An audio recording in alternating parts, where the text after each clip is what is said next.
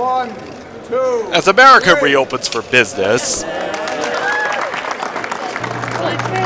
fans are back in the stands, and people are packing lines for indoor dining. One more item that Americans missed from staying indoors for over 18 months were the sounds of chirping birds and loud wildlife.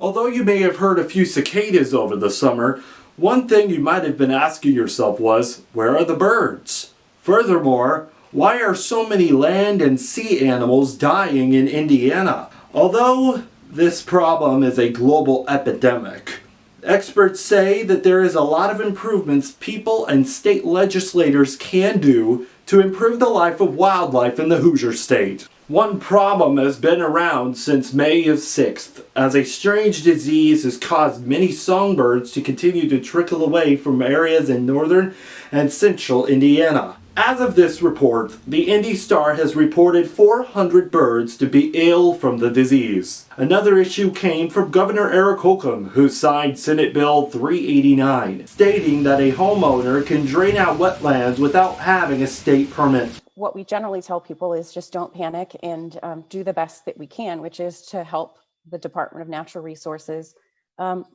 do social distancing with our birds. I know it's really difficult. Emily Wood, the executive director of the Indiana Wildlife Federation, says that the simplest item people can do is to not panic and keep our birds socially distanced and to put away your bird feeders. I like to tell people that that's not really true. Birds are really not seed eaters primarily in the summer. Most birds, terrestrial songbirds that we see at our feeders, are insectivores during the summer. And so we encourage people all times of the year to plant native plants in their gardens. That's the best way to support all kinds of wildlife, is to provide habitat for them. That habitat not only provides shelter, but it provides the base of the food chain, which is not the plants themselves typically, but the insects that they host. So a lot of people know that monarch butterflies specifically need milkweed in their diet to reproduce. And what a lot of people don't know is that most insects are that way. Most insect herbivores require a native plant to complete their life cycle.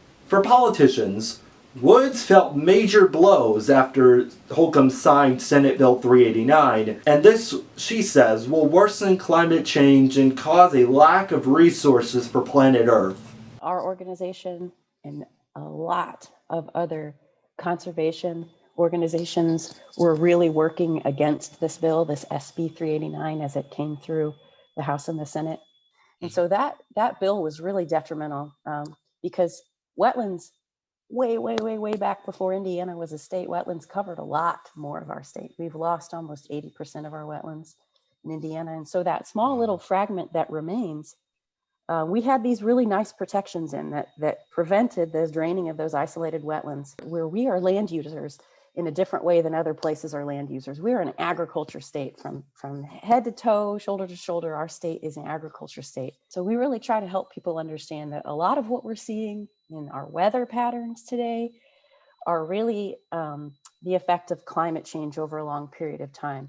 So what we're seeing now and what we're expected to see in 30 years or 50 years, depending on what our emissions are, is that we're going to have sort of a pendulum swing of too much water on the landscape, and then that pendulum is going to swing to drought situations. So we're going to have not enough, too much, not enough, too much. That's what climate change looks like in Indiana. It looks like flooding and drought.